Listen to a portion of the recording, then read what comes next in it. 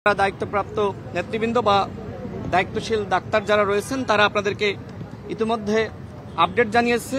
আমি যেহেতু বিশেষজ্ঞ না, সুতরাং সেই বিষয়ে আমি মন্তব্য করতে চাই না। আমি এতটুকুই জানতে পেরেছি যে তার অবস্থা অপরিবর্তিত। আমরা দেশবাসীর কাছে দোয়া চাই, মহান আল্লাহ রাব্বুল আলামিন জনতাকে সুস্থ করে দেন। সেজন্য আমাদের দল মত নির্বিশেষে সকলের উচিত তার জন্য দোয়া করা। দেখেন, বেগম খালেদা জিয়া তিনি একজন আপসহীন নেত্রী। এদেশের গণতন্ত্রের জন্য তিনি সংগ্রাম করেছেন। তিনি স্বাধীনতা সার্বভৌমত্বের প্রতীক। বিশেষ করে বাংলাদেশে ভারতীয় আধিপত্যবাদের বিরুদ্ধে তিনি আপসহীনভাবে লড়াই করেছেন, যে কারণে কিন্তু তাকে ফ্যাসিস্ট সরকার দীর্ঘ সময় কারারুদ্ধ করে রেখেছিল। দেখেন, শেখ হাসিনা পালিয়ে গেছে, কিন্তু আজকে বেগম খালেদা জিয়া অসুস্থ হতে পারেন, কিন্তু সারা বাংলাদেশের মানুষের দোয়া কিন্তু তার সাথে রয়েছে। শেখ হাসিনার জন্য দোয়া করা বা কথা বলার লোক কিন্তু বাংলাদেশে নাই। এইটাই বেগম খালেদা জিয়া অর্জন। বেগম খালেদা জিয়া আমাদের সকলের জন্য আমি মনে করি যে তিনি এক ধরনের দৃষ্টান্ত, যে কিভাবে ফ্যাসিবাদের বিরুদ্ধে লড়াই করতে হয়। তিনি আপসহীনভাবে লড়াই করেছেন, কখনো দেশ ছেড়ে পালিয়ে যাননি এবং ফ্যাসিস্ট শেখ হাসিনার সাথে কখনোই আপোষ করেননি। সেই মানুষটি আজকে হাসপাতালের বিছানায়।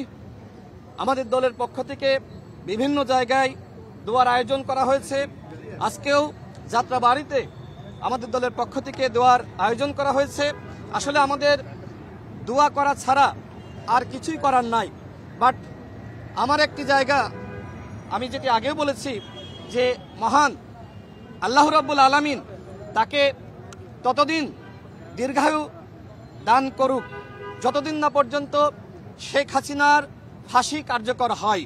কারণ এই মানুষটি শেখ হাসিনার দ্বারা ব্যাপকভাবে নিপীড়িত, নির্যাতিত। বেগম খালেদা জিয়া যে সময় তিনি জেলে যান, দেখবেন যে পায়ে হেঁটে জেলে গিয়েছেন।